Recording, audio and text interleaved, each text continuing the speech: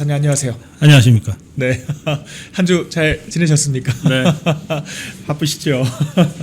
네, 바로 질문 들어가 보겠습니다, 그러세요. 박사님. 네, 일단은 전 이게 왜 뉴스거리인지는 잘 모르겠습니다만 한동훈 씨 복합 출마하면서 무공천 주장을 하시는 분들이 계신 것 같습니다. 정당의 존재 이유가 후보를 내는 건데 후보를 내지 말자 이런 얘기를 하고 한 발 더 나가서 이런 얘기도 하더라고요. 무공천에 반대하는 게 해당 행위다. 후보를 내는 게 해당 행위다. 뭐 이런 얘기인 것 같은데 어떻게 좀 보셨습니까? 그 주장을 김도읍이라는 자가 먼저 했고요. 네. 그 바로 옆에 지역구입니다. 북강서, 네. 강서 쪽의 사선 의원이고, 또 김도읍이가 그 주장을 하자 그 부산하고 제일 멀리 떨어진 지역이죠. 철원, 화천 이쪽에 지역구 사선하는 한교라는 자가 또 동의한다 그랬어요. 네. 다 정신 나간 것들입니다. 정치 오래 한다고 해서 정치의 원칙을 제대로 지키는 건 아니잖아요. 네. 그러니까 어쩌다가 어영부영 줄 잘 서가지고 편하게 선거 같지도 않은 선거 치러서 4선 5선 하는 것들이 영남권에 많습니다. 뭐 아주 대표적으로 저 주호영이 같은 자가 그런 자 중에 하나인데, 뭐 저는 이런 것들 수도권에 아주 처절하게 싸운 초선만 못하다고 저는 생각하는데요. 평소에도 하여튼 이런 것들이 이 정당의 기본, 정치의 기본도 안 돼 있는 자들인 거죠. 그러니까 정신 나간 소리들을 하는 겁니다. 그러니까 이게 정당 회사한테 돈 벌지 말라는 거랑 똑같은 거잖아요.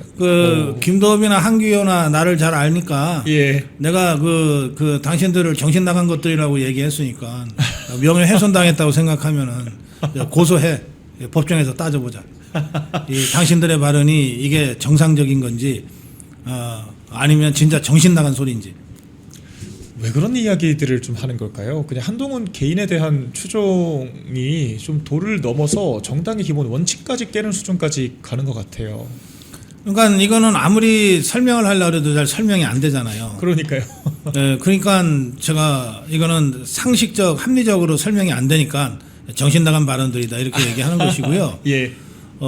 굳이 그 동기가 뭘까 따지고 보면 이런 것 같아요. 다음에는 당권을 한동훈이가 잡을 거라고 생각하는 것 같아요. 줄대는. 네. 네. 그리고 한동훈이가 당권 잡았을 때 어떤 식으로 편가르기를 했는지를 지난 2년 전 총선에서 잘 봤잖아요. 네. 한동훈이가 비대위원장으로 뭐 정말 비상대권을 휘두르면서 선거 치렀을 때 선거는 개판으로 망쳤지만 쥐똘마니들은 확실하게 챙겼잖아요. 네. 그러니까 이런 한동훈이가 다음에 당권 잡을 거라고 보는 것 같아요. 이 자들은. 네. 6.3 지방선거 지금 고사 지내고 있지 않습니까? 지라고? 예. 그렇게 해서 이것들 고사 지는 대로 지면 이제 장동혁 대표 체제는 무너지고, 그러고 나면은 당에 누가 있냐. 네. 결국은 한동훈이로 다시 당권 올 수밖에 없다. 그러면 한동훈이가 그 비상대권 당권을 움켜쥐고 다음 총선 치를 건데 2년 전에 보지 않았냐. 한동훈이는 지한테 줄 서는 것들은 확실하게 챙기고 조금이라도 줄 밖에 나가 있는 것들은 확실하게 죽이더라. 네. 그러니 지금부터 충성맹세 해놓자. 도장 찍어놓자. 굳이 제가 합리적으로 해설을 한다면, 네. 이 정신 나간 발언들을 그래도 합리적으로 해설을 한다면 이런 정도의 동기밖에는 제가 찾을 수가 없어요. 네. 이게 참 불행 중에 다행이라고 해야 될지, 어제 한국일보에서 부산 지역 의원들한테 전수조사를 했더라고요. 이 무공천 관련된 쟁점에 대해서. 네. 17명 의원 중에 과반 10명이 공천 당연히 해야 된다라고 이야기를 하긴 했는데, 저는 그보다 예. 7명이나 엉뚱한 답변을 했다는 거 아니에요? 그러니까요. 저 그게 좀 충격적이었거든요. 아니, 한 두어 명은 한동훈 똘마니들이니까. 정성국 의원 등. 예, 네. 뭐 정영국인지 정성국인지 뭐 그런 것들은 원래 한동훈이가 그 낙하산 태워서 박아놓은 것들이니까. 또 뭐 조경태 이런 것도 있잖아요. 네. 뭐 한 서너 명은 그럴 수 있는데, 아니 주진우부터 다들 한동훈 똘마니라고 우리가 의심했던 주진우부터 무슨 무공천이야 공천해야지라고 하고 있잖아요. 그러니까요. 그러니까 주진우만도 못한 것들이 거기 더 있다는 거 아닙니까? 네. 예, 그 점에서 부산 제가 고향이 부산이라서 예. 이 부산 얘기 나올 때마다 사실은 제가 큰 소리를 못 칩니다. 네. 너무 쪽팔려요. 예, 어쩌다가 부산이 이런 참 더러운 이게 배신자 부역자들한테 이렇게 오염됐는지. 그 곽규택이 보세요. 네. 제가 그 곽규택이 형 잘 알거든요. 예. 예? 참 어쩌다가 그래 참 네. 부산 시민들께 저희도 너무 송구한 것이 부산이 어느 시점부터는 전략공천 지역구처럼 좀 변질돼서 단수 공천도 많이 하고 사실 예. 경선도 번복하고 공천 취소하는 식의 경선 떨어진 후보를 또 데려다가 앉혀놓고 이런 사례들이 많았던 것 같습니다. 좀 이런 일이 반복이 안 되어야 할 것 같아요. 이게 이제 부산 시민들이 네. 너무 애국자들이 많아서 그래요. 맞습니다. 그러니까 이제 부산 시민들인들 이건 모르겠습니까? 이런 말도 안 되는 황당한 짓거리들을 한다는 걸 모르겠어요. 그런데 그렇게 해서 등을 돌렸다가도 정말 막판에 이러다가 정말 우리 대한민국 망합니다. 이 6.25 때 낙동강 전선 무너지듯이 이 마지막 전선인 이 부산 낙동강 전선이 무너지면 이제 백석도 못 건집니다. 네. 그러면 그냥 인민민주주의 개헌되는 겁니다. 이렇게 호소를 하니까 네. 이 부산 시민들이 마지막에 정말 그럼 또 어떡하냐? 저것들 살려놔야지. 이래서 2년 전에 사실은 열석도 못 건진다던 선거가 일주일 만에 네. 우리 부산 시민들이 다시 결집해서 17석이나 지켜냈잖아요. 맞아요. 그 바람에 어쨌든 107석이라도 할 수가 있었지 않습니까? 맞습니다. 그러니까 그때 애초에 예상대로 거기서 정말 10석도 못 건지는 선거 결과가 그대로 됐다면 100석 못 하는 거예요. 개헌 저지선 깨지는 거죠. 예? 그러니까 이제 이 부산 시민들이 정말 그런 어떤 마지막에 구국의 결단 같은 거를 하면서 몸으로 지켜내고 계신데, 그러니까 너무 이 애국심이 강하다 보니까 정말 저건 아닌데 하면서도 마지막에는 다시 국민의힘 찍어주신 거죠. 정말. 그래서 그 틈에 배신자 부역자들이 편승해서 배지 쉽게 달아 놓고 있는 거죠 지금. 마음이 무겁습니다. 어쨌거나 지금도 사실 전 한동훈 씨가 북감 내려가서 전입신고를 이렇게 공개한다는 것 자체도 굉장히 지역 주민들을 무시하는 처사라는 생각이 들었거든요. 그 국회의원은 꼭 그 지역에 네. 주소 안 옮겨도 돼요. 네. 아니 무슨 쇼를 해도 이 친구는 그냥 처음부터 끝까지 쇼밖에는 배운 게 없나 봐. 나 외지인이다 자랑하는 것도 아니고. 이런 참내 정말. 네, 그렇게 해서 3파전 구도가 될 수 있을 것 같은데요. 일단은 우리 3파전 아니에요. 1강 1중 1약이거나 1강 2중. 그렇죠. 엄밀히 따지면. 네. 아니 3파전은 상강이어야 3파전이지. 제가 실현했습니다. 네. 여기는 이제 국민의힘이 1강이고 예. 더불어민주당이 그래도 조직세가 있고 하니까 전재수 조직도 있고 하니까 아마 1중 될 거예요. 네. 한동훈이가 1약이지 뭐. 네. 어쨌거나 어제 기사에서는 우리가 공천은 당연히 한다라고 네. 거듭 밝혔고요. 다만 이제 또 그렇게 해서 3파전이니까 이제 1강 1중 1약이긴 하지만 네. 그렇게 해서 표가 분산될 수도 있다. 그러면은 민주당 당선될 수도 있는 거 아니야? 이제 이런 전망들도 있는데 그게 표 차이가 얼마 안 날 때는 네. 한동훈이가 장난질을 쳐서 예. 좌파가 오부지리 얻는 수가 있는데 그렇죠. 저는 이렇게 평론가로서 예측하는 게 좀 부담되긴 하지만 그 3파전으로 간다 치고요. 예. 한동훈이는 한 자릿수밖에 못 얻는다고 생각합니다. 네. 한 자릿수. 그러면 우리 국민의힘 후보와 민주당이 두 자릿수로만 승부가 나면 그러면 한동훈이가 무슨 짓을 해도 승패에 영향을 못 주는 거죠. 맞습니다. 저는 그렇게 될 거라고 봅니다. 네. 그래서 한동훈이가 나와서 우파표가 분열돼서 이길 선거 졌다. 그렇게 막상 현실화되면 모든 그 책임은 한동훈이가 지게 되겠죠. 당연합니다. 이제 득표 숫자를 보면 아니까. 근데 그런 사태까지도 안 난다. 네. 한동훈이가 표 잠식해도 우리가 이긴다. 저는 그렇게 봅니다. 저희가 좀 마음 아프지만 이 장해찬 부원장의 또 사례가 있었잖아요. 예, 그때, 그렇죠. 경선 떨어진 정현욱 후보를 데려다 놔서 사실 여론조사상으로는 엇비슷하게 나왔는데 처음엔 그랬는데 예.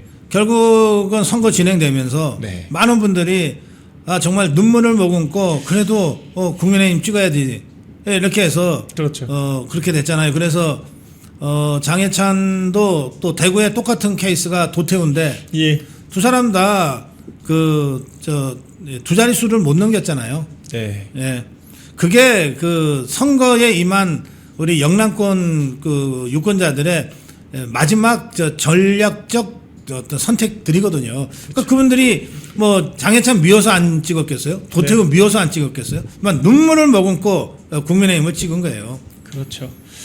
그래서 사표방지 심리 등이 작동하고 정말 사실 지역 인지도도 없었던 정현욱 후보가 과반을 얻는 이 사례들을 봤을 때는 여론조사보다 무조건 작게 나올 것이다 이렇게 예상을 해주셨습니다. 그럼 마지막으로 이 주제에 관련해서 한동훈 씨 측도 그런 걸 모를 것 같지는 않거든요. 결과적으로 그래서 무공천 주장을 하다가 국민의힘이 공천을 하면은 본인이 뭐 보수 재건을 위해서 내가 희생하겠다라고 하면서 불출마 쇼를 하는 거 아니냐. 뭐 그런 식의 해석들도 있는 것 같아요. 끝까지 출마할 거라고 보시니까. 네. 아마 여론조사를 계속 할 텐데요. 네. 사실은 대다수의 우리 국민의힘 후보들은요 돈이 없어서도 여론조사 잘 못합니다. 네. 또 이렇게 지역으로 내려가서 하면 전국 여론조사는 1000샘플 ARS로 하는 거니까 네. 그렇게 어렵지가 않은데 요 지역에 딱 가서 이를테면 부산 북갑인데 북갑 말고 전국에다가 물어본다는 거 웃기잖아요. 네. 그러면은 부산 북갑의 유권자들을 향해서 여론조사를 하려면 안심번호 받아야 돼요. 네. 열흘 가까이 시간이 더 걸립니다. 네. 그리고 비용도 한 2배 정도로 상승하거든요. 예.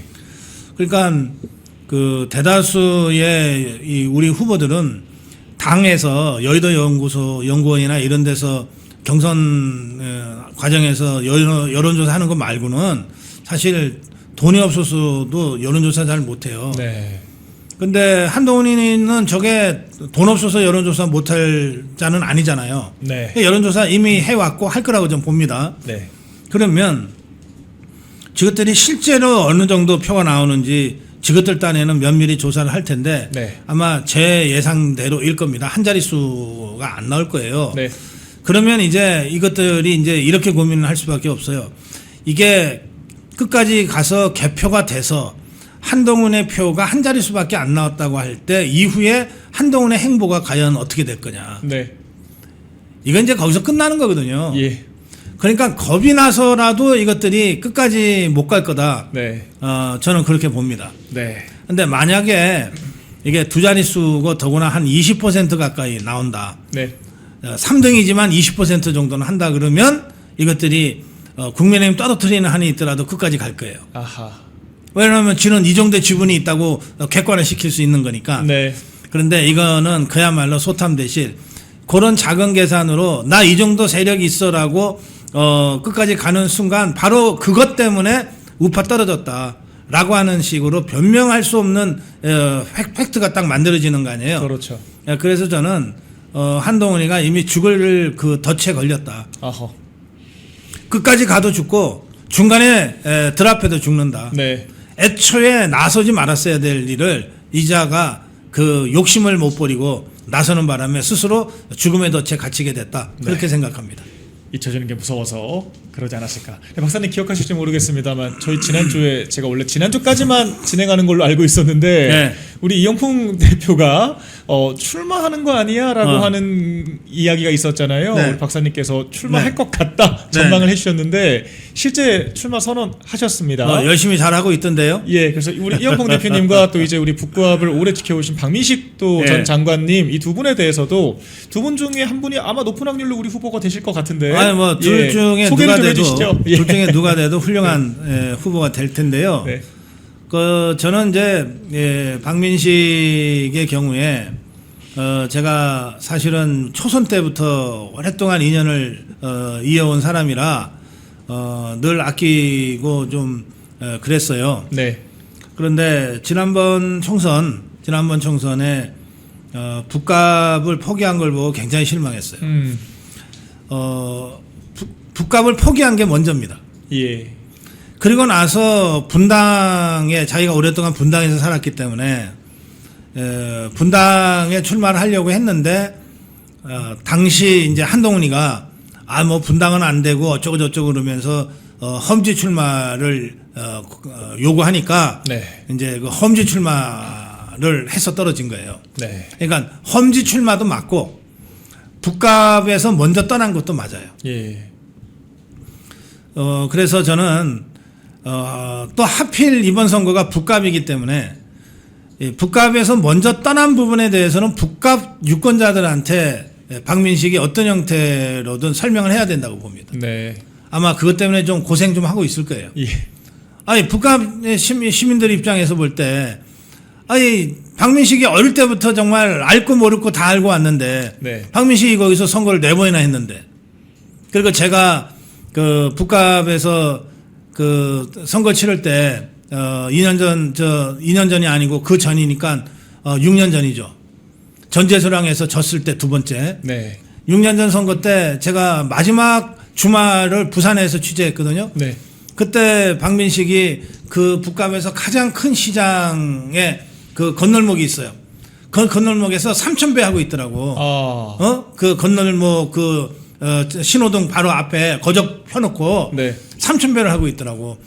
시장 가기 위해서 그 길 건너는 분들이 엄청 많아요. 막 보통 신호마다 이 신호 때마다 100명 넘게 기다리다가 오시더라고요. 네. 그 정도로 아주 그 활성화된 시장 앞에 거적 펴놓고서 3,000배 하더라고요. 예. 그렇게 치열하게 했어요. 네. 그런데도 졌어. 그러니까 제가 박민식의 진심을 몰라서 이런 말씀 드리는 게 아니에요. 네. 그 진심으로 2년 전 총선 때 다시 북갑에 갔어야 된다는 거예요. 아하. 더구나 그때는 윤석열 정부의 가장 상징성 있는 장관이었잖아요. 보훈부로 격상시킨. 그래서 그 상징성을 갖고 가야 된다 했는데 어쨌든 북갑을 떠나버렸어요. 네. 그리고선 분당에서 오랫동안 살았으니까 분당에 도전하겠다고 했는데 그때 그렇게 분당에서 도전을 했으면 차라리 나았지. 예. 그것도 안 돼 가지고서 한동훈이가 험지로 보내버린 거거든. 네. 그러니까 지금 와서 안철수는 박민식이가 험지 출마 당의 요청에 따라 험지 출마한 사람이다 하면서 높이 평가하는데 그 팩트는 정확하게 얘기를 해야 된다. 예. 북갑을 떠난 것이 먼저고 그다음에 원래는 분당에서 하려고 했는데 네. 거기서 밀려나서 한동훈이의 험지 요청에 어쩔 수 없이 나갔다 떨어졌다. 네. 그러니까 이 부분에 대해서 뭐 다른 사람은 몰라도 박민식은 알 거 아니에요. 내 말이 사실이라고 하는 걸. 그러면 북한 시민들이 박민식이가 아주 어릴 때 한 20년 전에 박민식이부터 보면서 여기까지 온 거 아니에요. 네. 그리고 정말 지금의 박민식을 키워준 분들 아니에요. 그분들이 가졌던 그 상실감과 배신감이 있어요. 네. 그 부분을 충분히 설명하지 않으면 박민식 아무리 박민식이지만 쉽지 않다. 네. 네, 그런 말씀을 제가 드리고요. 근데 이거를 박민식이 북갑 주민들한테 막 울고불고 하면서 눈물 흘리면서 걸어 다니면서 설명한다고 해서 되는 일이 아니잖아요. 예. 그러니까 아주 치열한 경선을 통해서 이런 것들을 북갑 시민들한테 설명하고 또 해명하고 또 사과하고 양해를 얻는 그런 과정으로 만들면 돼요. 네. 뜨거운 용광로처럼 경선을 치르면 되거든요. 네. 그런 점에서는 박민식이 이영풍에 대해서 굉장히 고마워해야죠. 예. 이게 뭐 그냥 별것도 아닌 사람하고 경선하면 하나만 한데 네. 이게 뭐 절대 녹록치 않은 후보가 나서 준 거 아니에요. 그러니까 그런 후보를 상대로 지든 이기든 이 모든 것들을 다 녹여낼 수 있는 그런 컨벤션을 할 수 있기 때문에 예. 박민식에게는 굉장히 좋은 기회다. 네. 이영풍이. 그래서 이영풍한테 고마워해야 된다. 네. 또 이영풍도 그냥 아무도 없는 무주공산에 뛰어드는 것보다는 그 지역에서 20년 가까이 정치해온 박민식을 상대로 경선을 하면서 이영풍의 원래 실력을 보여줄 수 있다는 점에서도 굉장히 좋은 일이죠. 그러니까 이런 식으로 컨벤션이 이루어져야 돼요. 네. 근데 저 한동훈이 저거는 컨벤션이 불가능한 자고. 그렇죠. 그다음에 더불어민주당은 뭐 누가 나오는지 모르겠는데 아직 네. 누굴 내도 이재명이가 찍어서 내보내는 거 아니겠어요. 그렇겠죠. 거긴 무슨 컨벤션이 있겠어요. 네. 그러니까 이쪽 저쪽 다 컨벤션조차 못하는 데서 유일하게 진짜 뜨겁게 용광로 같은 컨벤션을 할 수 있는 두 명의 후보가 우리한테는 있다. 네. 예, 박민식과 이영프가 박민식이다. 그런 관점에서 저는 부산 북각 이 컨벤션이 어떻게 뜨거워지는가가 제일 중요한 변수다. 그렇게 말씀드립니다. 네, 국민의힘 북갑 재보궐의 이 어떤 경선이 상당한 주목을 받게 될 것 같습니다. 그렇습니다. 박사님 너무 좋은 말씀 감사드립니다. 자, 주제를 조금 넘어가 보겠습니다. 예. 이제 이진숙 그 전 방통위원장 네. 이슈가 아직 조금 남아 있는 것 같아요. 여진이 있는 것 같아요. 그래서 무소속 출마 얘기에 대해서는 조금은 누그러진 모습도 있지만 이틀 전 또 기자회견에서는 여전히 8인 경선을 요구하는 이런 이야기를 하셨거든요. 좀 어떻게 전망하십니까? 예. 이진숙 위원장이 이게 자기 문제가 이미 이제 자유파 전체에 상당한 이제 부담이 된 상황을 모를까요? 뭐 만약에 모른다면 정치적 감각이 좀 문제가 있는 거죠. 네. 저는 알 거라고 봅니다. 그러면 정치라고 하는 게 정치는 타이밍이다 이런 말이 있어요. 네. 똑같은 말도 언제 하는가에 따라서 독이 되기도 하고 정말 약이 되기도 하는 거예요. 지금 이진숙 위원장이 점점 타이밍을 놓쳐가는 것 같아서 좀 안타깝습니다. 네. 오늘 저희 고성구 TV에 정경욱 맞습니까? 맞습니다. 예, 그 미디어 대변인 나오셨어요. 예. 이진숙 후보 관련해서 말씀하시면서 그 장동혁 대표가 3일이나 날짜를 당겨서 미국에 가지 않았습니까? 맞습니다. 그 3일이나 당길 수밖에 없었던 사정들이 있죠. 미국 쪽에 뭐 여러 요구들을 다 수용하려니까 어쩔 수 없이 당긴 건데. 네. 그러니까 얼마나 바빴겠어요? 그 바쁜 와중에 출국하기 이틀 전 9일 날 오후에 대구로 내려가지 않았습니까? 네. 보도에서는 혼자 내려갔다 그러는데 실제로는 우리 박민영 대변인과 김혜원 대변인이 수행했다고 같이 갔습니다. 정경욱 대변인이 말씀하시더라고요. 예. 그래요. 그러면 딱 그 젊은 두 청년 대변인 2명하고 장동혁 대표가 대구에 간 거 아니에요. 네. 그리고 이진숙 위원장과 2시간 반 동안 저녁을 겸해서 대화를 했다는데 예. 그 2시간 반 동안 두 젊은 대변인은 배석하지 않았다면서요. 맞습니다. 그 이제 밖에서 기다린 거 아니에요. 맞습니다. 그러면 그 상황을 여러분 한번 생각을 해보세요. 그 장동혁 대표가 얼마나 절박하고 절실한 심정으로 대구까지 내려가서 이진숙 위원장을 만났겠는가. 그리고 재보궐선거 출마 쪽으로 방향을 돌려달라고 얼마나 절실하게 설득을 했겠는가. 네. 근데 사실은 이제 이런 보도가 구체적으로 되면 될수록 저는 한편으로 걱정되는 게 있어요. 뭐냐면 대구 6인 경선이 마무리가 돼서 누군가 한 사람이 대구시장 후보가 될 경우에 근데 그 사람이 현역이면 그 현역의 지역구가 이제 재보궐선거가 되는 거 아니에요? 맞습니다. 그러면 그게 대구에 뭐 어디가 됐건 간에 그럼 그 지역에는 재보궐선거 출마할 출마자들이 없을까요? 있죠. 아니 대구는 공천만 받으면 국회의원 되는데 왜 없겠냐고요. 많죠. 그러면 그 사람들 그 수많은 사람들 누군지는 모르지만 네. 그 수많은 사람들 입장에서는 아니 장동혁이 무슨 자격으로 이 지역의 공천을 이진숙한테 약속을 할 수 있냐. 이거 불공정 아니냐. 라고 시비 걸 수 있잖아요. 그렇죠. 그러니까 그런 부담을 안고 한 거예요. 장동혁 대표가 지금 이진숙 후보가 뭐 굉장한 부담을 안는 것처럼 얘기하는데 전혀 그런 게 아니고 예. 장동혁 대표가 사실은 이런 일은 그래서 안 하는 거예요.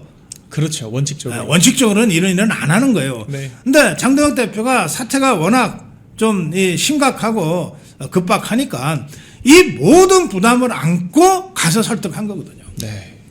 그런데도 여전히 뻣뻣하게 뭐 8인 경선을 계속 주장하고 있다고 하면 그래서 장동혁 대표가 돌아와서 이제 미국에서 어떤 일이 있었는지를 설명하고 뭐 이런 걸 해야 될 거 아니에요. 네. 그런데 그런 기사는 어디론가 없어지고 이진숙이가 여전히 고집 부리고 있다가 정치면 기사를 다 채워버리면 예. 그럼 정말 어떡하자는 거냐 말이에요. 맞습니다. 저는 그래서 타이밍을 놓치지 마라. 네. 이미 거의 타이밍을 놓쳐버린 것 같은데 아직은 마지막 기회가 있다.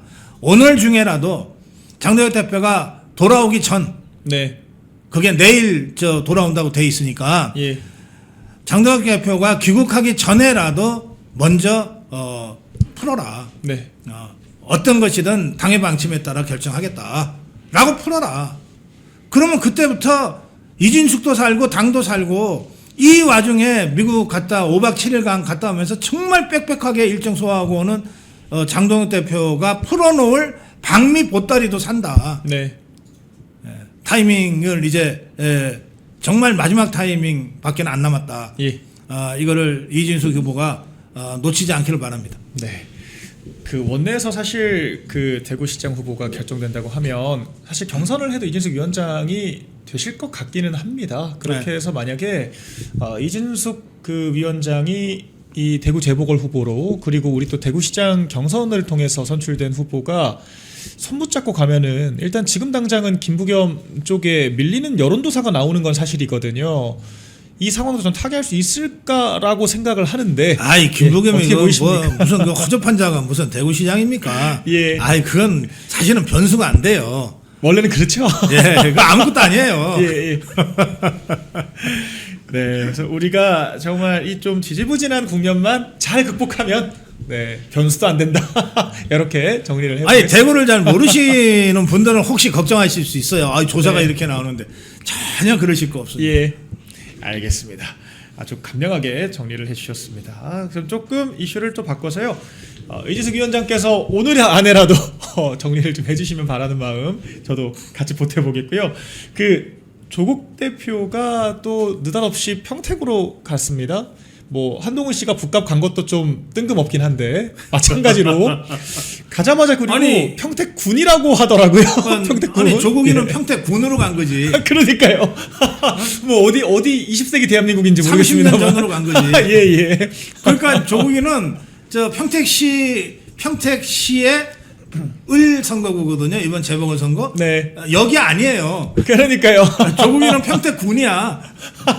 한마디로 지금 일축이 되는 것 같아요.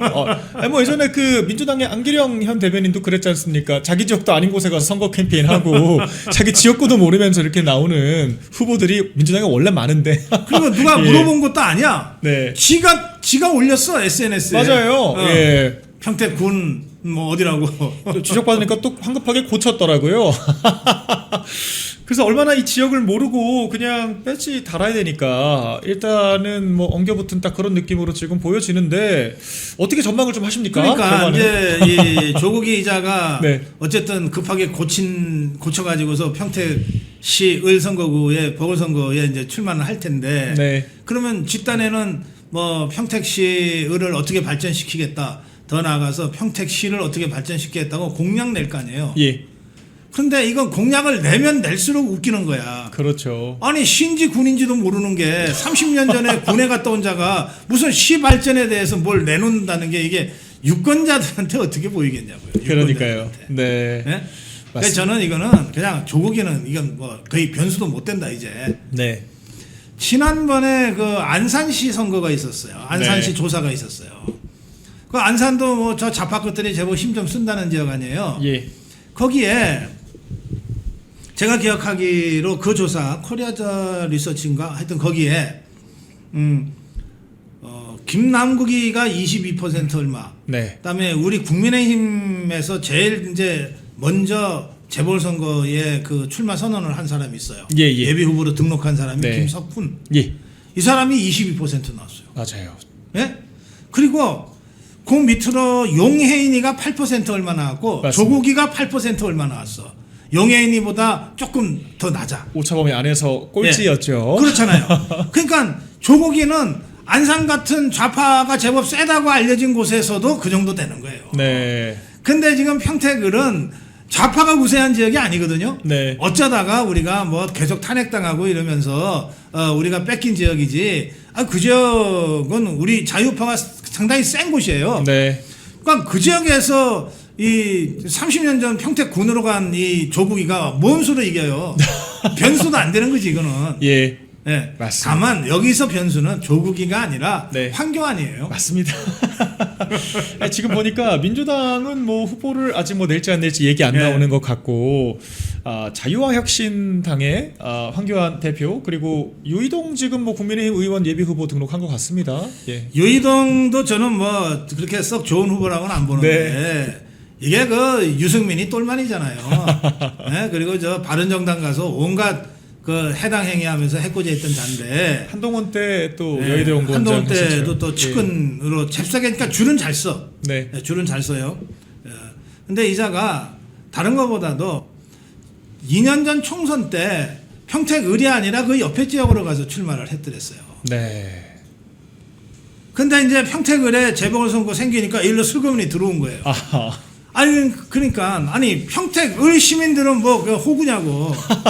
그런 거 모를 것 같아요. 네, 진짜. 아니 지역에 원래 연고가 없던 분들이 지금 다 계신 거네요. 결과적으로. 그러니까 아니 예. 유의동이가 네. 원래 평택이 두 선거구였을 때는 네. 이 평택 지금을 네. 또 유의동 지역이었어요. 원래는. 그런데 인구가 갑자기 늘면서 50만이 넘었잖아요. 예. 그러면서 갑을 병이 하나 생겼어. 게리맨더링이 다시 됐죠. 그러자 유의동이가 을을 버리고 병으로 갔다니까. 네.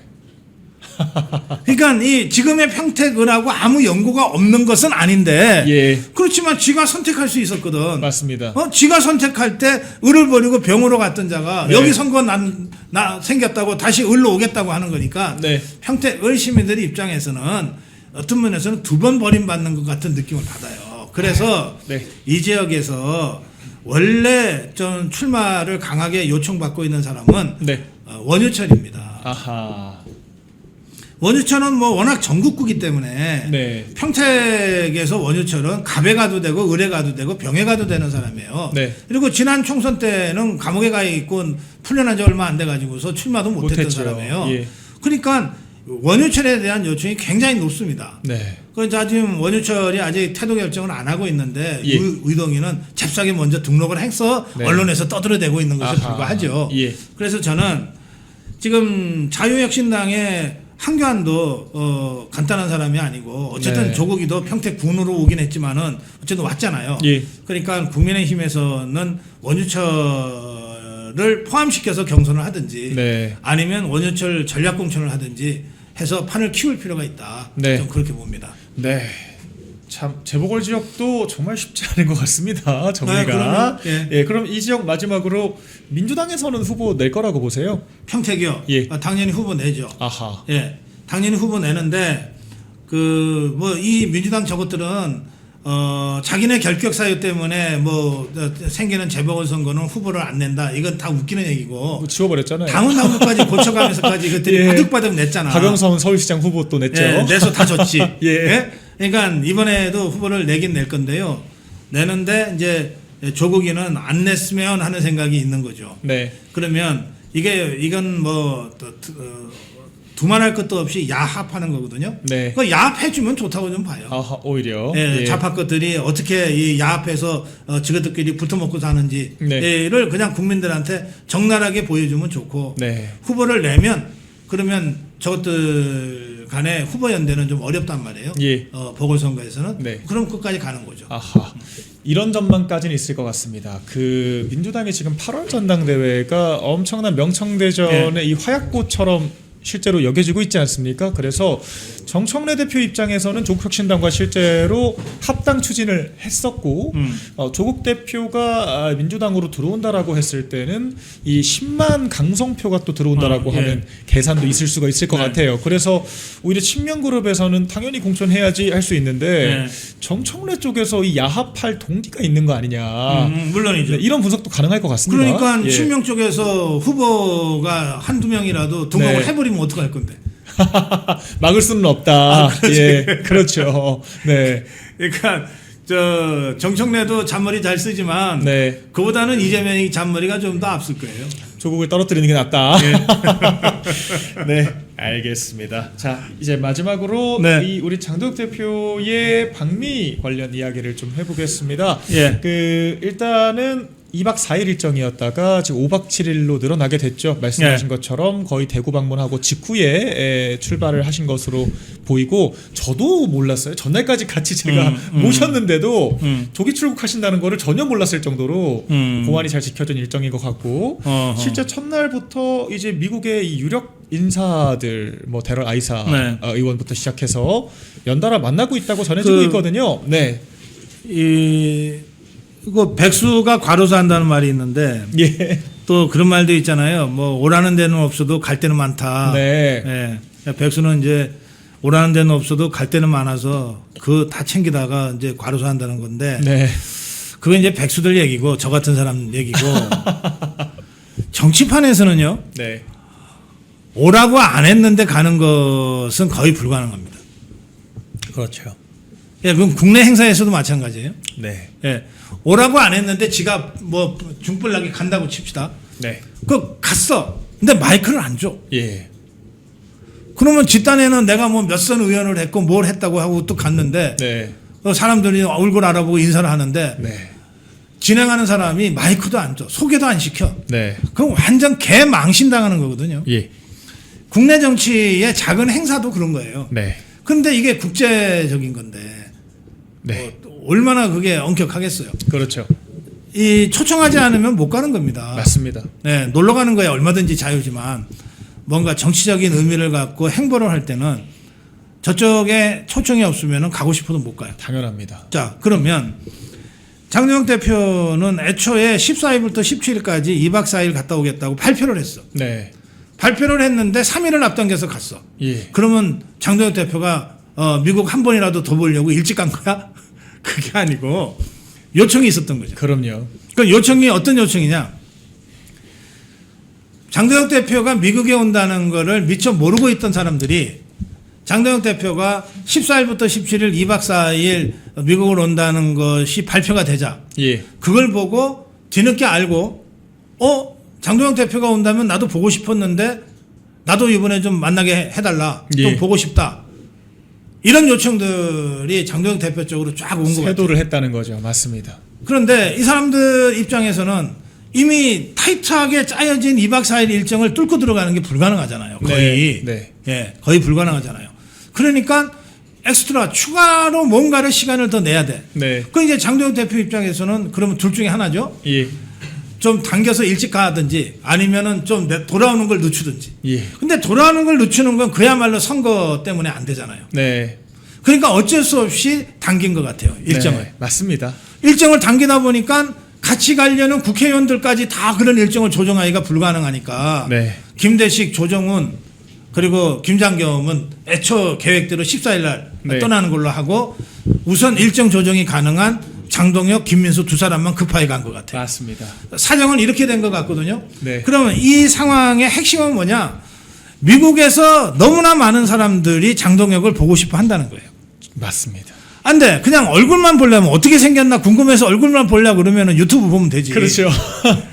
이 사람들이 직접 얘기하고 싶은 거야. 만나고 싶은 거죠. 예, 장동혁이라는 사람을 직접 만나서 얘기하고 싶은 거예요. 네.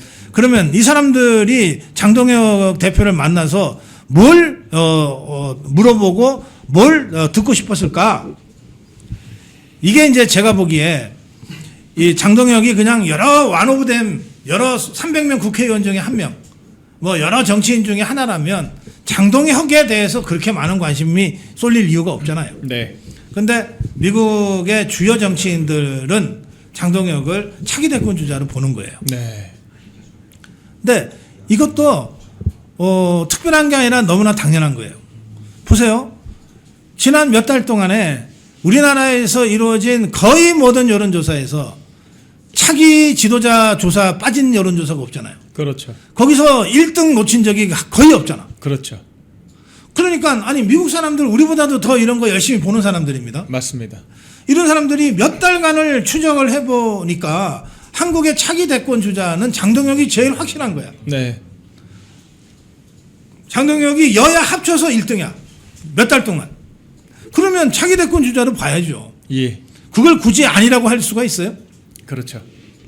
그리고 늘 장동혁이 1등이고 그 뒤에 정청래와 김민서이가 서로 왔다 갔다 하면서 1, 2등 왔다 갔다 다투고 맞습니다. 그 밑에 뭐 한동훈이 나오고 오세훈이 나오고 그러잖아요. 조국이나 뭐 등등. 예. 예. 근데 이 장동혁은 이 모든 경쟁자들보다 월등 앞서잖아. 예. 그러니까 차기 대권 주자인 거지. 그렇죠. 그러면 미국 입장에서는 다음에 이재명 정권이 언제 그만두게 될 때 그때 그 다음 대통령 그 다음 대한민국을 이끌 사람은 장동혁일 가능성이 매우 높다 이렇게 보는 거죠. 네. 합리적으로. 네. 그러면 그 사람이 무슨 생각하는지를 아는 거는 무지무지 중요한 거 아니에요. 네. 그래서 보자 그러는 거예요. 맞습니다. 그래서 제가 이번 5박 7일 일정은 미국의 주요 정치인들과 언론들이 네. 차기 대권 주자로 유력한 장동혁이라는 정치인을 일종의 면접을 본 어허. 그런 방미다. 네. 저는 그렇게 보죠. 이 실제로 그 일정이 당겨진 이유 중에 가장 하나가 조 그루토스 아. 공화당 전국위 의장을 네, 또 만나서 이 어떤 화기애애한 투샷이 또 공개되기도 했잖아요. 조 그루토스 의장이 일정이 자기 그때밖에 안 되는데, 그러니까 사실 페이버가 없으면은 굳이 뭐 그럼 나중에 봅시다 할 수도 있는데 나 이때밖에 안 되는데 이때 와줄 수 없냐? 라고 요청을 해와서 또 앞당겼다라고 하더라고요. 일정을. 예. 그루토스라는 사람이 그 우리나라로 보면은 뭐 국회의원도 아니니까 예. 그 우리나라로 굳이 따지면 도의원 정도 되는 거거든. 네네네. 뭐 어떤 사람인지 잘 모를 수 있는데 예. 이렇습니다. 미국은 그러니까 지금 미국의 집권당은 공화당, 야당은 민주당이잖아요. 양당 구조가 150년 가까이 지속되고 있어요. 맞습니다. 양당 정치의 전형이죠. 그런데 이 당이 당 대표가 없어요. 맞습니다. 미국은 정당이 당 대표가 없어요. 당 대표가 없어요. 그러니까 장동혁 같은 사람이 없는 거야. 네. 그러면 누가 있냐? 원내대표만 있어. 네. 그것도 양원이잖아요. 상원, 하원이잖아. 네. 상원 원내대표, 하원 원내대표만 있어. 네. 원내대표만 있어요. 그러면 원내대표가 있으니까 국회의원들은 지휘 같아. 맞죠. 그렇지만 당이라고 하는 게 어쨌든 있는데 당 예. 대표는 없으니까 네. 이 당이 전체가 움직여야 될 때가 있잖아요. 맞습니다. 이를테면 대통령 후보 경선을 한다든지 예. 뭐 당원 무슨 모금 행사를 한다든지 선거 준비할 때가 제일 중요하죠. 예. 그때는 그러면 당 대표 없이 어떻게 움직이냐? 그때 움직이는 사람이 전국위원회 의장이에요. 네. 그루토스예요. 맞습니다. 그러니까 이 사람이 사실상 공화당의 당 대표인 거예요. 실세죠. 선거 총괄. 그래서 트럼프와 막역한 사이고 트럼프에게 제일 영향력을 크게 미칠 수 있는 사람이고 그런 거예요. 네. 근데 이 사람의 현직 신분은 캘리포니아 주 상원의원이에요. 네. 그러니까 뭐 캘리포니아 주 상원의원이라고 하는 게 캘리포니아가 우리나라보다 크잖아요. 그죠. 예. 땅도 크고 인구도 많고 네. GRDP도 많고 하니까 예. 뭐 보통의 일을 하고 그냥 구별할 수는 없지만 네. 어쨌든 그래서 지금 갖고 있는 현직보다 이런 사람이 미 공화당 전국위원회 의장을 갖고 있다는 게 훨씬 중요합니다. 맞습니다. 그리고 트럼프와 가장 가까운 정치적인 파트너라고 하는 게 중요하고 네. 이 사람이 장동혁은 내가 꼭 봐야 되겠다는 거 아니에요. 꼭 봐야 되겠는데 내가 그때 시간이 안 되니 좀 당겨와 달라. 그거 요청했다는 거 아니에요. 맞습니다. 이런 거가 굉장히 중요한 정치적인 컨텍스트다. 네. 맥락이다. 네. 그렇게 말씀드릴 수 있어요. 맞습니다. 그리고 지금 또 하나 저희가 좀 주목하고 있는 것이 이 화이트베어 목사와의 만남. 그러니까 실제로 이 김민석 총리와 이 트럼프 대통령의 면담을 조선했다라고 전해지고 있는 네. 트럼프 대통령의 뭐 영적 멘토다 이렇게까지 평가를 받던데 결과적으로 벤스 부통령 뭐 더 나아가서 트럼프 대통령까지 만약에 만남이 성사된다면 정말 더할 나위가 없잖아요. 뭐 네. 더 이상 말로 뭐 성과를 설명할 필요가 없을 정도인데 일단은 이 화이트베어 목사 등과의 만남 가능성은 또 어떻게 전망을 하십니까? 지금 들려오는 얘기로는 그 화이트 목사가 지금 뭐 휴가 중이고 예. 일정이 좀 쉽지 않다 뭐 이런 얘기들인데 또 사실은 야당 대표를 미국의 부통령이나 대통령이 네. 백악관에서 만난다고 하는 것은 대놓고 이재명 정권을 망신 주는 거랑 그렇죠. 똑같은 의미가 있기 때문에 공식 일정은 아니기 때문에 이게 쉽지 않을 거예요. 네. 그런데 어떤 형태로든 트럼프 정부, 트럼프 대통령은 네. 이재명이는 우리가 못 믿는다. 네. 그리고 대한민국은 장동혁 같은 사람이 그 나라를 맡아야 된다. 예. 그 하는 메시지는 주고 싶은 것 같아요. 네. 그 메시지는 주는데 이재명 것들하고 외교적 마찰까지는 가지 않는 그 어떤 선에서의 네. 어떤 이 절충안을 지금 고심하고 있는 것 같아요. 예. 뭐 일정이다 뭐다고 하는 건 다 이제 얘기하는 거고 내세우는 것이고 네. 아니 이게 국가적으로 꼭 필요하다 그러는데 뭐 일정이 무슨 의미가 있겠어요? 네. 그래서 저는 어떤 형태로든 요 지점 이재명 정권과의 외교적 마찰을 만들지는 않으면서 그러나 확실하게 우리가 대한민국에서는 이재명 세력이 아니라 자유우파 세력을 믿고 장동혁을 믿는다. 네. 라고 하는 메시지를 줄 수 있는 그 어떤 형태의 이벤트 또는 퍼포먼스는 만들어내려고 할 거다. 미국 쪽에서 맞습니다. 그렇게 생각합니다. 예, 그래서 이란 전쟁이 지금 계속 협상이 진행되고 있는 상황이고 뭐 금명간 휴전 발표가 될 수도 있다라고 하는 소식이 전해지고 있어서 사실 미국 내 이 트럼프 행정부 제도권 인사들도 상당히 좀 일정의 예측 가능성이 떨어지고 있는 건 맞는 것 같습니다. 그럼에도 불구하고 사실 지금까지 이 준비되어 있었던 일정만으로도 미국에 상당히 환대를 받고 있고 주목을 받고 있다. 이렇게 정리를 할 수 있겠는데 박사님 마지막으로 네.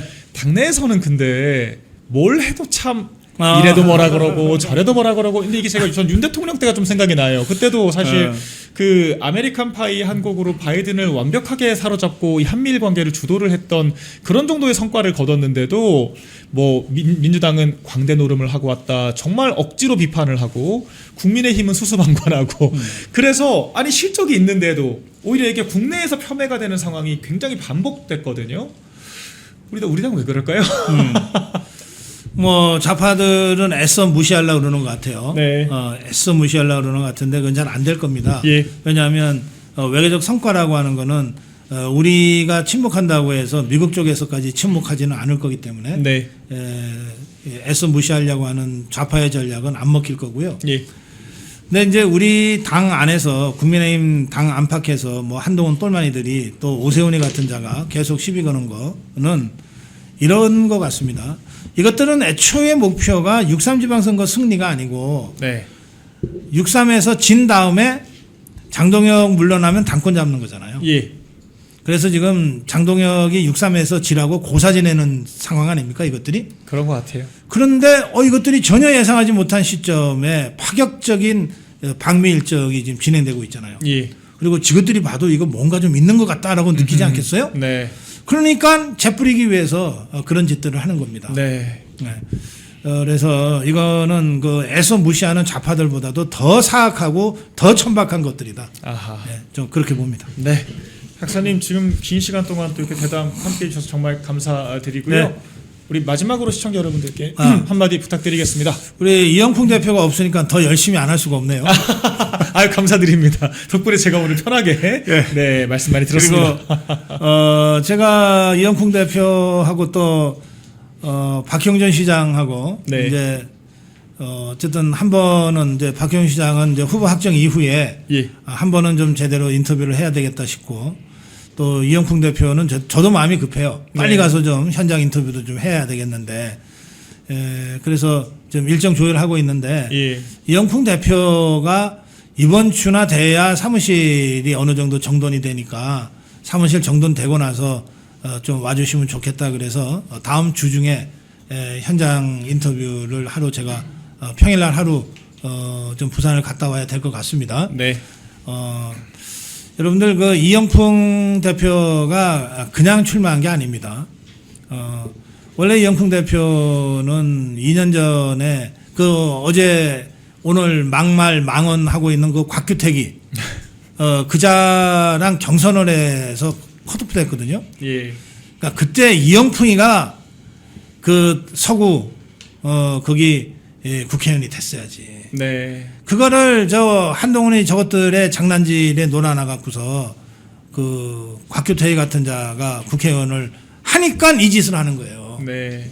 예, 그래서 우리 자유파 전사 한 명이 소중하다. 네. 한 명이 소중하다. 박민식 제가 아까 쭉 말씀드린 대로 박민식하고 제가 오랜 인연이 있고 아주 훌륭한 정치인이지만 그러나 지금 같은 국면에서는 저는 박민식보다는 이영풍을 우리 자유파가 더 원하고 있다. 그렇게 생각합니다. 그 점에서 여러분 부산 북구에서 진짜 맨 땅에 헤딩하듯 지금 선거운동하고 있는 이영풍 대표한테 여러분 힘을 모아주시기 바랍니다. 오늘은 저희 더라이트 채널에서 구글 라이브에서 어제 밤에도 보고 오늘 아침에 또 보고 자주 보고 부모님보다 자주 보는 볼 것 때마다 같아요. 좋은 이재능 대변인 인사드립니다. 안녕하세요. 네, 안녕하세요. 저희 여기선 처음 보는데 그러네요, 여기. 출연은 해본 적이 있죠? 예전에 그 김금혁 대변인이랑 네. 지금 이제 외신 대변인으로서 미국에 간 김금혁 대변인이랑 같이 출연을 했었었죠. 네, 좋습니다. 그래서 오늘 우리 시청자 여러분들께 오랜만에 인사 한번 부탁드릴게요. 네, 안녕하세요. 국민의힘 미디어 대변인 이재능입니다. 많이 부족하지만 우리 박미영 대변인 통해서 많이 배우면서 당원들 마음을 중심으로 움직이고자 그리고 배신하지 않고자 열심히 노력하고 다짐하는 이재능이라고 합니다. 잘 부탁드립니다. 매우 정당 정치에서 상식적인 건데 우리는 배워야 하는 특이해 보이죠?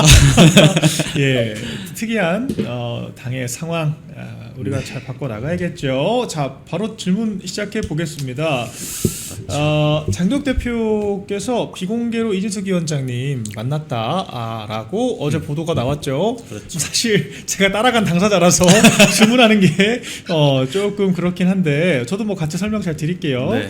그래서 지난 9일 목요일 날 대구에서 만남이 성사가 됐습니다. 한 호텔에서 네. 만났어요. 그래서 합의점을 찾았다고 보시는지 앞으로 어떻게 좀 흘러갈 거라고 보시는지 먼저 질문 드릴게요. 그때 동행했던 박미영 대변인한테 질문을 들으니까 갔던 사람이 안 갔던 사람한테 예. 물어보는 것 같아서 조금 특이하긴 한데 그래도 대화는 잘 됐다고 합니다. 제가 그때 박미영 대변인 가기 이틀 전인 화요일 날 저녁에 아마 이 얘기를 들었죠. 네. 우리 목요일 날 휴방하자 이런 얘기를 들었었는데 그렇죠. 어디 간다고 얘기 안 해줬어요 그때도. 맞아요.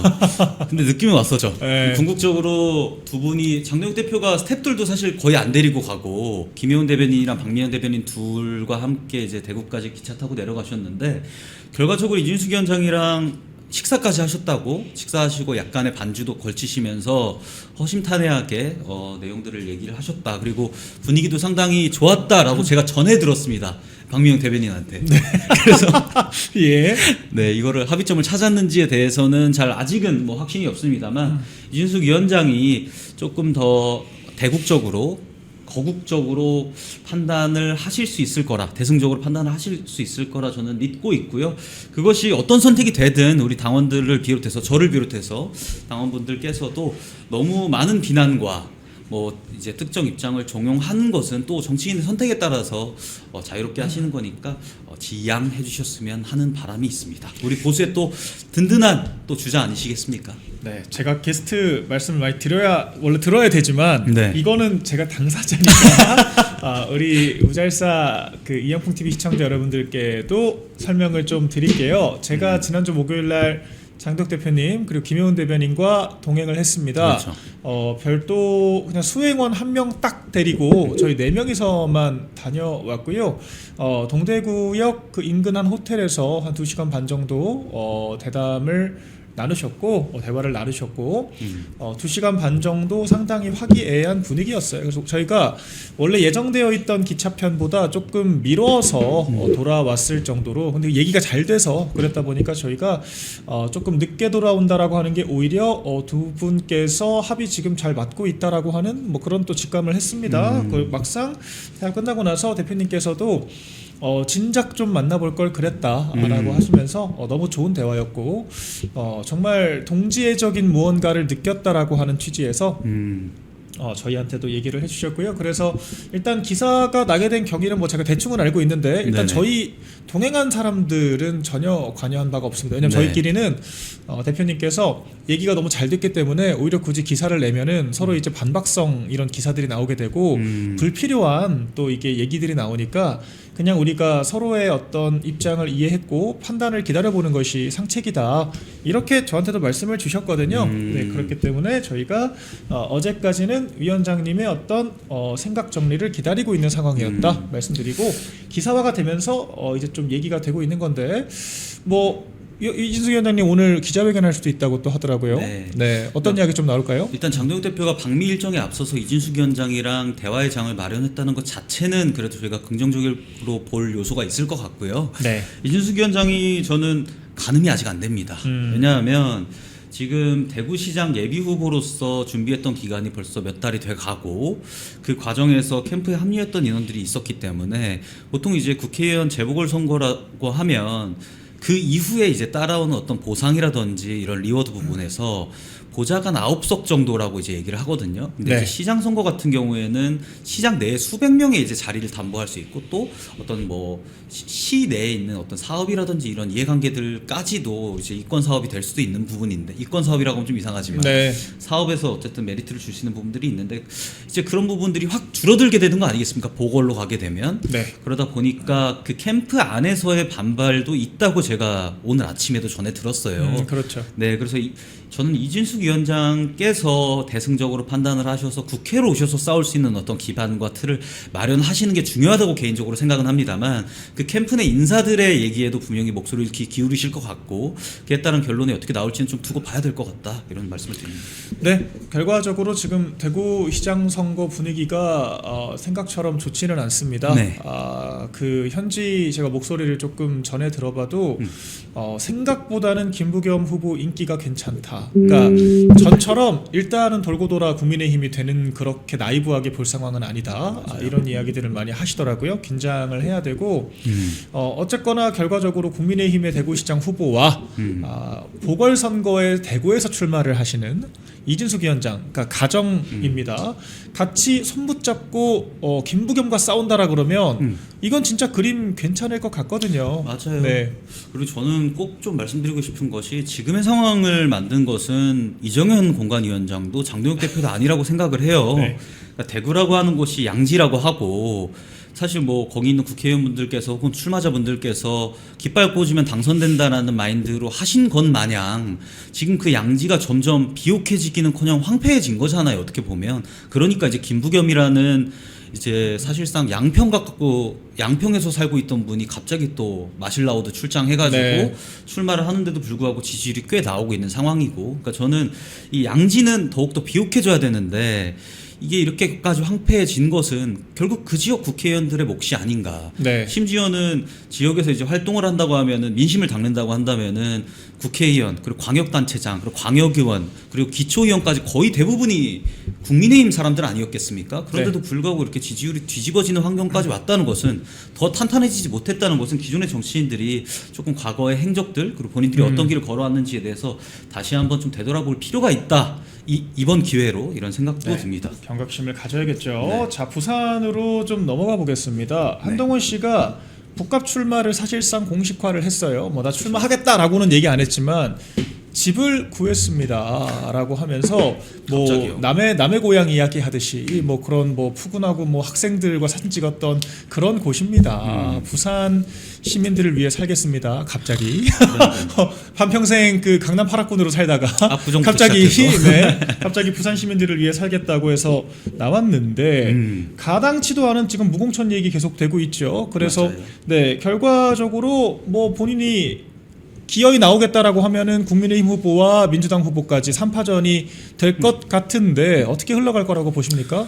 일단은 뭐 예측에 앞서서 저는 한동훈 전 대표를 비판을 안 할 수가 없는 것 같아요. 그러니까 정치인이라고 하면 그 지역의 민심을 대변해서 국회로 들어가서 의정 활동을 하는 것인데 이렇게 양지 쫓아다니면서 압구정 강남 살다가 강남에는 공천 못 받을 것 같으니 당연히 자리가 안 나니까 못 받을 것 같으니까 뭐 대구를 가느니 부산을 가느니 그렇게 끝까지 간 보다가 계산하에 그 지역을 찾아갔다는 점에서 비판은 안 할 수가 없겠고요.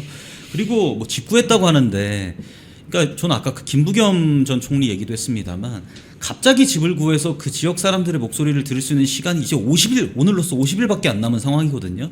그 지역의 민의를 어떻게 대변을 하겠다는 건지. 그러니까 정당 정치라고 하면은 그냥 한동훈 전 대표에 대해서는 비판은 네. 이용프 TV에서 워낙 많이 하셨으니까 그대로 넘어가고 예측을 하자면 저는 박민식 후보가 당선될 가능성이 높지 않을까. 지금 뭐 하정우 AI 수석 얘기도 나오고 민주당에서 이영풍 기자님도 출마했습니다. 그렇죠.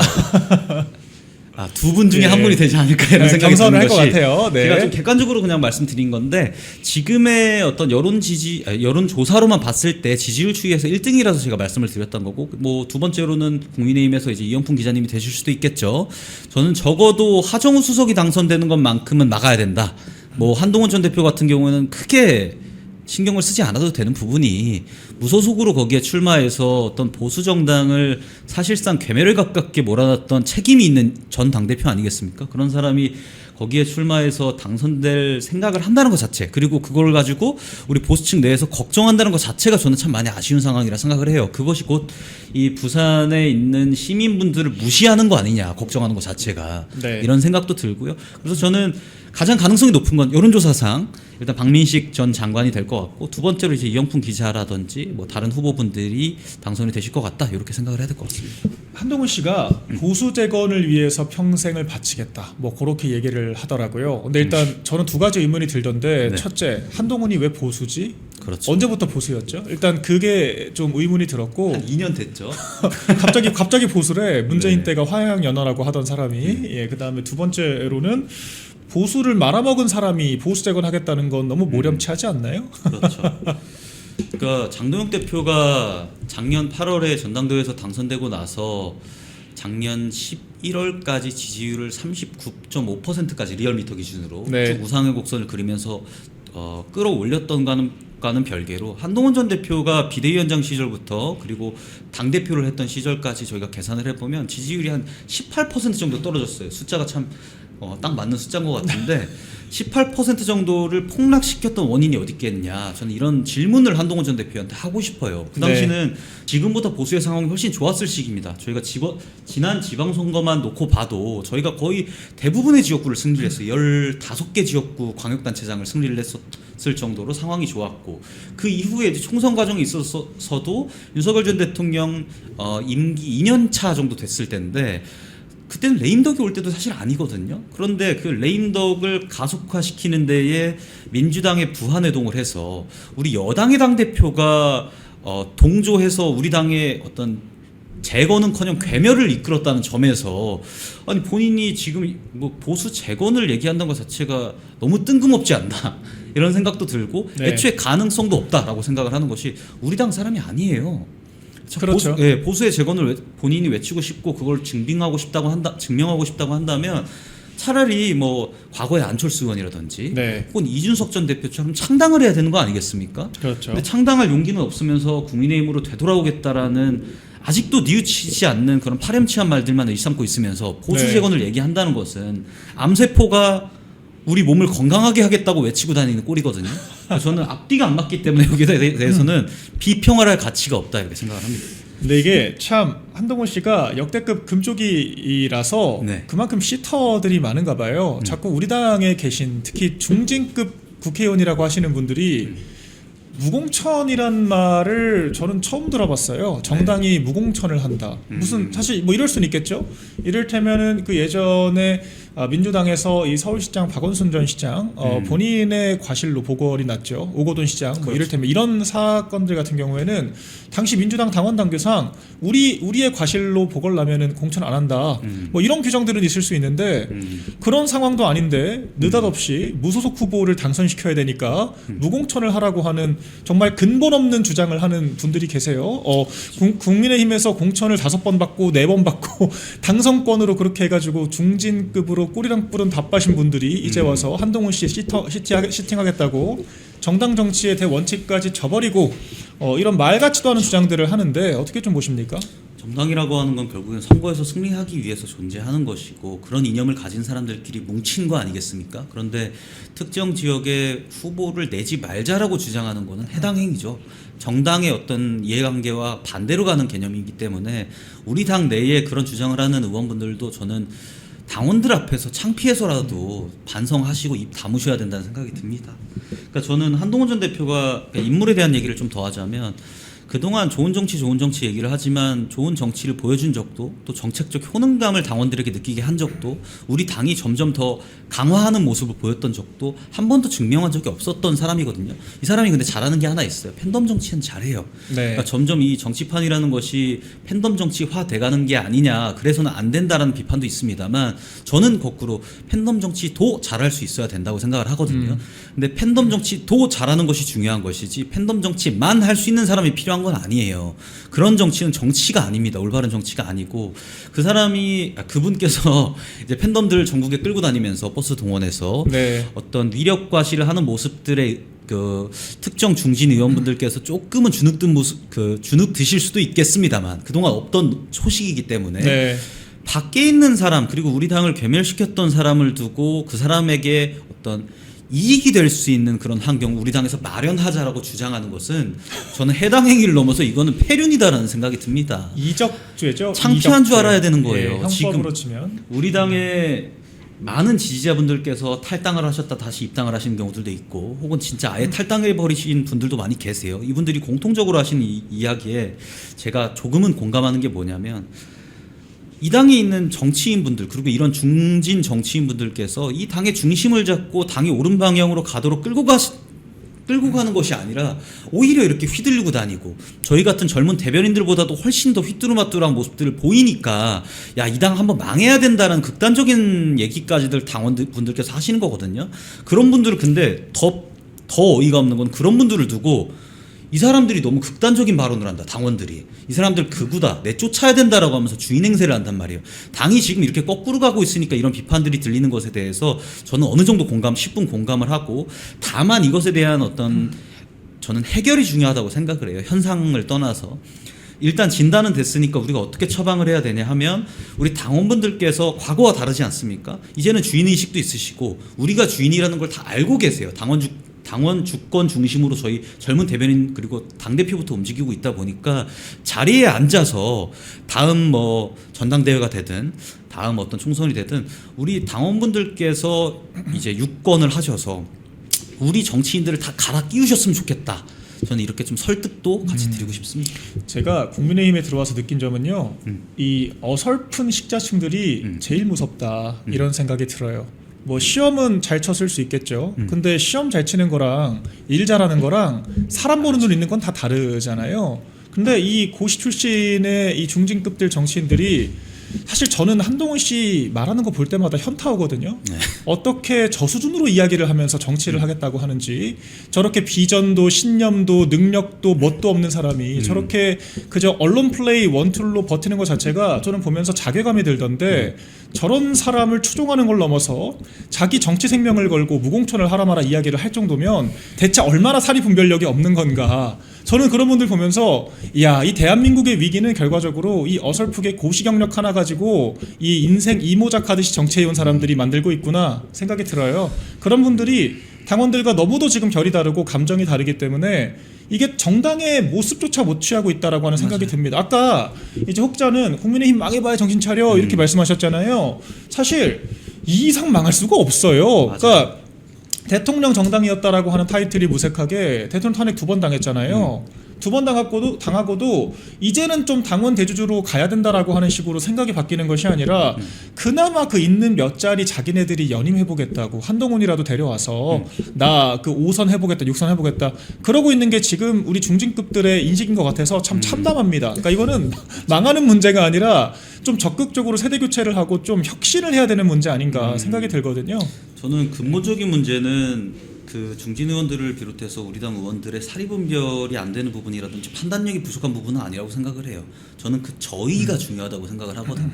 결국에는 장동혁 대표가 당원 당규상 이번 지방선거 이후로도 만약에 당대표직을 유지한다고 하더라도 총선의 공천권을 가진 당대표가 아니에요. 네. 그러니까 우리 당 의원들이 나 재선하고 싶어, 삼선하고 싶어, 심지어 비례 의원들도 나 현역 의원으로 뛰고 싶어 이런 마음가짐들만 가지고 있다 보니까 선당 후사는커녕 내 공천이 더 중요한 사람들이 된 거거든요.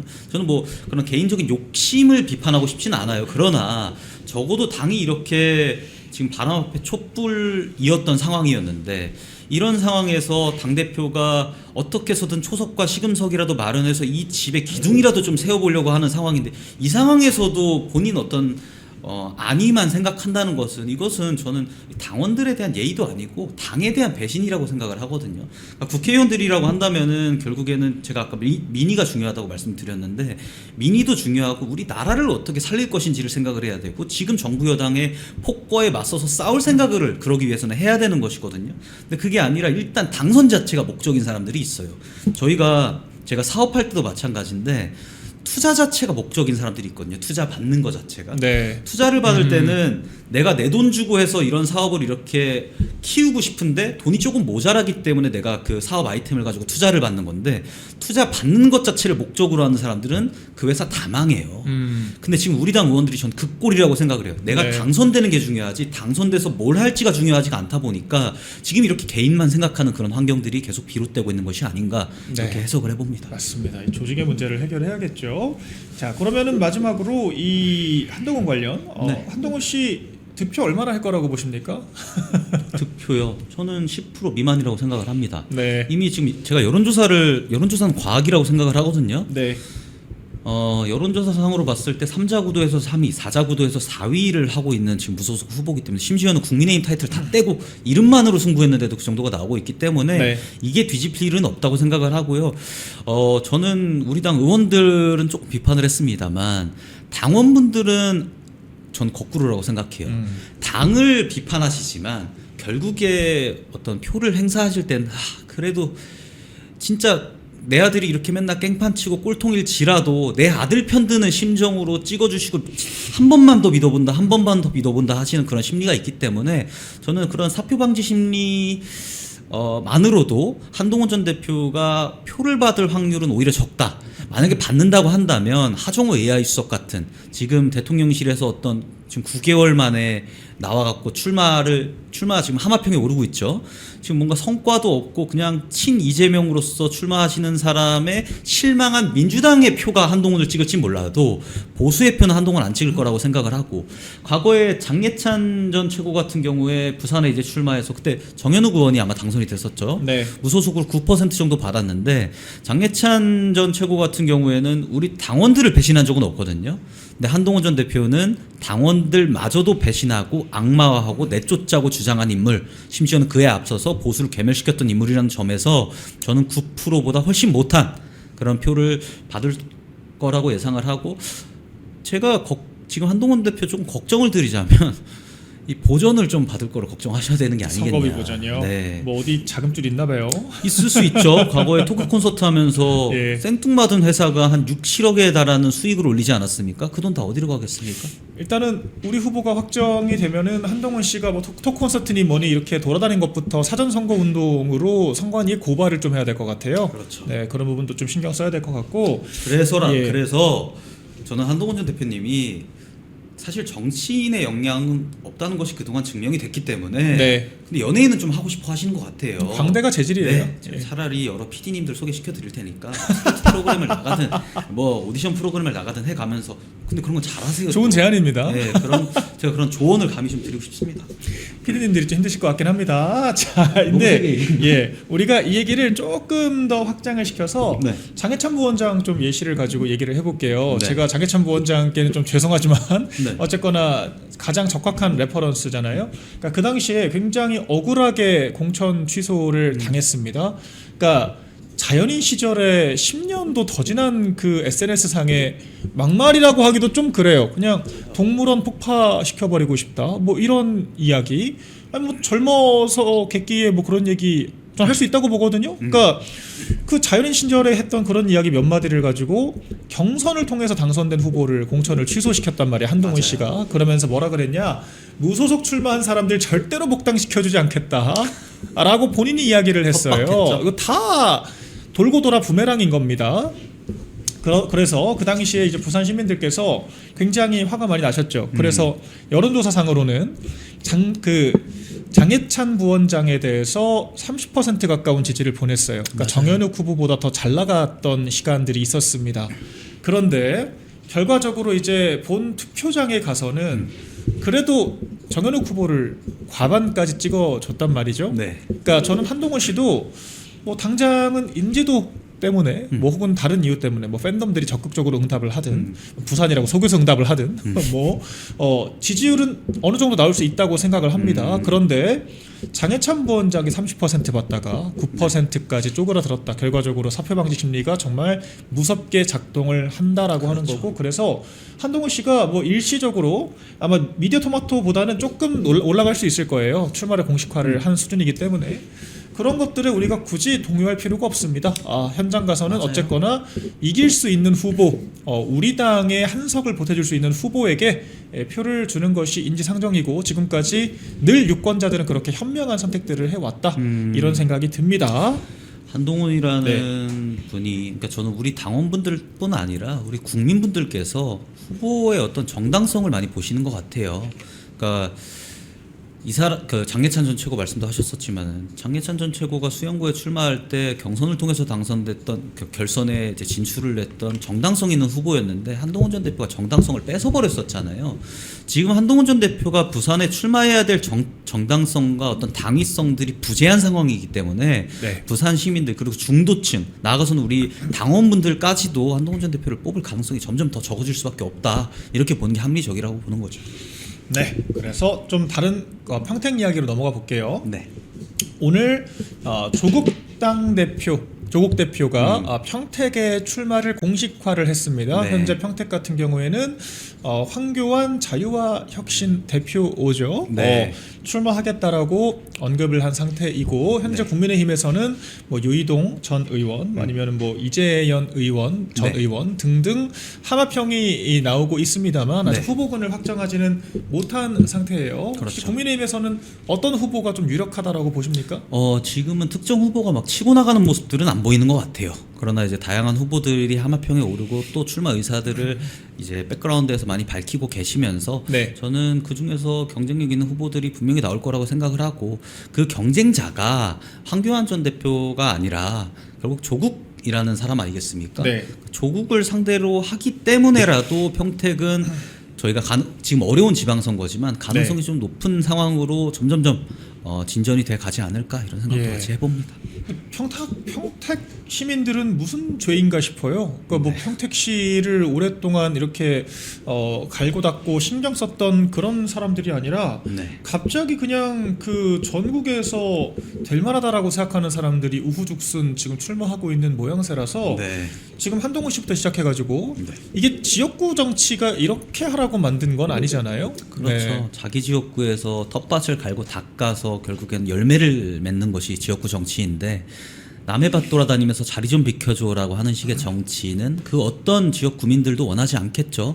심지어 조국 대표 같은 경우에는 안산에도 뭐 출마한다 기웃기웃거리고, 인천 계양 가서 기웃기웃거리고, 네. 호남에도 기웃기웃거리다가 결국 나한테 가장 유리한 지역구가 어딘지 판단해서 간 거 아니겠습니까? 안산 같은 경우에는 용해인 씨보다 지지율이 낮게 나왔어요. 여론조사상으로는 네. 오차범위 아니지만 민주당 꼴찌했죠. 후보, 네. 국민의힘 후보, 그리고 용해인, 그리고 조국 씨까지 이렇게 나오는 상황들이 됐다 보니까, 조국 씨가 그동안 했던 행보들을 봤을 때 안산에 출마하지 않겠다라는 거는 명실상부 확실한 내용이었거든요. 결국에는 평택으로 골랐는데, 평택도 본인이 설 자리는 없을 것 같다. 지금과 같은 스탠스, 그리고 자세로는 생각이 듭니다. 그러니까 민주당 후보군들이 가장 출마 가능성이 낮은 곳에 먼저 깃발을 꽂은 것 같기는 한데, 그렇죠. 민주당도 후보를 아예 안 낼 거라는 또 보장은 없잖아요. 그래서 그렇죠. 여러 변수들이 있는 것 같습니다. 어쨌거나 조국 대표가 여기저기 기웃거리고 간만 보다가 중대 발표를 한다고 중대 발표를 하는 식의 뭐 기자들 끌고 다니면서 문매를 또 맞다가 결국 평택으로 노선을 결정을 했다. 한동훈 씨와의 매치업은 성사가 안 됐습니다. 뭐 사실 부산의 한동훈이 조국이고 압구정의 조국이 한동훈이다, 그런 얘기 나왔을 정도로 두 사람이 데칼코마니인데, 앙숙인데. 저는 네. 조국 씨 하위 호환이 한동훈 전 대표라고 생각을 해요. 네. 그래도 지금 12석을 가지고 있는 원내 정당의 대표직을 맡고 있는 사람이 조국 그렇죠. 대표고, 한동훈 전 대표는 나가가지고 시쳇말로 어린아이 땡깡부리듯 타고 시터가 있는, 필요해요. 한동훈 씨는 혼자 증명이 못합니다. 안 된 사람이잖아요. 여기저기 시팅 해줘야 돼요. 네. 그러니까 비켜달라, 당이 나를 위해 희생해라라고 하는 사람과 네. 내가 나가서 한번 뭔가라도 해보겠다라고 하는 사람은 저는 큰 차이가 있다고 보기 때문에 데칼코마니라기보다는 하위 호환이다 이렇게 네. 표현하는 게 더 적절할 것 같습니다. 누구보다 한동훈 씨처럼 부족한 사람을 시팅을 해줬던 것이 윤석열 대통령 부부였는데 말 같지도 않은 인사를 그 참모들의 반대에도 불구하고 사실 법무부 장관 임명을 하셨고 비대위원장도 시켜줬고 맞아요. 온갖 인사권과 공천권 다 행사했는데 역대급 시팅을 받고도 뒤통수 친 사람을 아직까지도 인간적으로 신뢰하고 밀어주겠다라고 하는 분들은 정말 사람 보는 눈 키우셔야 된다 이런 생각이 다시 한번 듭니다. 정말 그러시면 안 돼요. 중진급 의원님들 제가 이제 정당에 그렇게 하시는 거 아닙니다. 예. 엔터 있다 보니까 약간 네. 비슷한 생각이 드는 게 예를 들면 SMIG JYP 빅히트라는 회사 대기업에서 네. 아이돌이 데뷔를 하잖아요. 그 팬들이 이렇게 쭉쭉 내려옵니다. 네. 동방신기 팬이 샤이니 팬으로 내려오고 샤이니 팬이 그 다음 세대 아이돌 팬으로 내려오는데 그 아이돌들이 착각하는 게 있어요. 네. 내가 밖에 나가서도 그 팬들이 다 따라올 것 같다. 예를 들면 한동훈 전 대표의 팬을 자기가 이어받고 싶은 사람들이 있을 것 같은데 이분들은요 한동훈이랑 갈라서는 순간 그 팬들 다 떠나거든요. 네. 그러니까 쓸데없는데 눈독 들이지 마시고 당을 위해서 움직이는 모습들을 보이셨을 때 본인들에게도 미래가 있을 것 같다 이런 조언을 감히 드리고 싶습니다. 맞습니다. 자 마지막으로 우리 장동 대표께서 지난 주중에 이 목요일 아마 이수기 위원장 찾아뵙고 바로 직후에 출발을 하신 걸로 보여요. 네. 주말 중에 이미 미국 워싱턴 도착을 했다라고 네. 소식이 전해졌고요. 그리고 원래 2박 4일로 예정되어 있었던 일정이 5박 7일로 늘어났다라고 합니다. 네. 이번 방미 일단 종합적으로 어떤 의미가 있다고 보시나요? 일정이 엄청 타이트하더라고요. 작년 12월부터 미국 쪽에 푸시가 있었었고 좀 만나달라, 방미해달라라는 요청이 있었었고 실제로 방미를 타진했었는데 뭐 필리버스터도 하고 입사직 그 단식 투쟁도 하고 여러 가지 이제 정무적 이슈 때문에 못 나갔던 거 아니겠습니까? 근데 오히려 늦게 나간 게 전 다행이다. 지금 네. 되게 골든 타임이라는 생각이 드는 것이 이렇게 미뤄지다 보니까 미국 내에 그 트럼프 정부의 각계 요직에 있는 인사들이 더욱더 장동 대표를 찾기 시작을 했어요. 왜냐? 지금 이재명 대통령이 어떤 정책 기조라든지 외교 기조가 전혀 이해할 수 없는 방향으로 그 전 세계 이제 각국에서 봤을 때는 흘러가고 있기 때문에 도대체 대한민국이 어떻게 돌아가고 있는 것이냐에 대한 대답을 들을 사람이 없었거든요. 네. 장동혁 대표가 스케줄이 굉장히 빡빡합니다. 지금 네. 하루에만도 네다섯 개 인사들을 지금 만나게 되어 있고 오늘도 IRI에 갔다가 이제 국무부로 이동하는 일정을 가지게 되는데 그 과정에서 많은 이제 미국이라든지 혹은 대한민국의 자유민주주의에 대해서 걱정하는 인사들과 어떤 회담이라든지 연설을 하면서 이 대한민국의 차후 이제 보수의 리더로서 또 자리를 잡을 수 있는 그런 상황이 될 것 같고 또 지금 국제적으로도 대한민국이 이재명 대통령이 많이 조롱받고 있는 상황 아니겠습니까? 그 이스라엘에 대한 SNS 네. 올리면서 대한민국이 이렇게 조롱받고 있는 상황에서 어떤 국제적 위상이 바닥으로 지금 치고 있는데 이에 대해서 좀 해명도 할 수 있고 또 외교적으로도 지금 트럼프가 대미 통상협상에서 다른 국가들에 비해서 GDP 대비 사실상 가장 안 좋은 조건으로 지금 관세 협상을 맺었는데 네. 이런 부분에 있어서 앞으로 또 어떤 보복이 돌아올지 모르거든요. 이란 전쟁에서 우리나라가 적극적으로 참여하지 않았다, 아무런 역할도 하지 않았다라고 하면서 콕 집어 말한 만큼 그것이 분명히 저는 후과로 돌아올 것이라고 보는데 그 과정에서 우리 국가를 위해서라도 지금 장동혁 대표가 행정부에서 일하는 사람은 아니지만은 네. 그래도 어떤 미국이 우리에게 갖고 있는 미운털을 몇 개는 뽑아주는 역할을 좀 하고 올 수 있지 않을까? 네. 전 그런 데에 좀 의의가 있다고 봅니다. 말씀하신 것처럼 지금 이재명 대통령이 또 어제 SNS를 또 올렸더라고요. 그러니까 지금 기싸움 계속 하고 있거든요. 그러면서 뭐 어쨌거나 나는 보편 인권을 얘기한 것이다. 그리고 오늘 또 아침에 했던 이야기는 뭐 장기의 비유를 하면서 네. 외계인 뭐 화성인이 쳐들어왔는데 왜 나를 지적을 하냐? 뭐 이런 식의 비유를 또 썼더라고요. 그러니까 지금 뭐 이스라엘이 화성인이고 지금 우리랑 뭐 싸우고 있는 상황인 그렇죠. 거라고 인식을 하는 건지 모르겠습니다만 본인은- 가만히 있는 이스라엘을 본인이 공격을 한 거잖아요. 아니, 뭐 가만히 있진 않았어. 우리나라한테 사실 직접적으로 뭔가를 한 건 없잖아요. 그렇죠. 네. 그러니까 오늘 아침 뭔 얘기를 했냐면 명인들 바둑 두는데 네. 오목 좀 둔다고 하는 사람들이 와서 훈수도는 꿀이라고 하고 그쵸. 지금 화성인들 쳐들어와도 내부 총질을 하겠느냐 이런 말도 안 되는 얘기들 하고 있거든요. 네. 이러니까 지금 외국에서 조롱하고 있는 겁니다. 아니 이스라엘이 언제부터 우리나라에게 화성인 같은 그 존재였죠. 이스라엘 사실 굉장히 한국의 친화적인 민족이었고, 그렇죠. 우리나라와 전혀 사실 한미동맹의 연장선에서 이스라엘과의 관계도 굉장히 긍정적으로 이끌어왔던 것이 대한민국 외교의 역사였습니다. 느닷없이 본인이 공격을 하더니 갑자기 화성인 취급을 하면서 지금 이런 비유를 지금 드는 것이 정상적인지 모르겠는데요.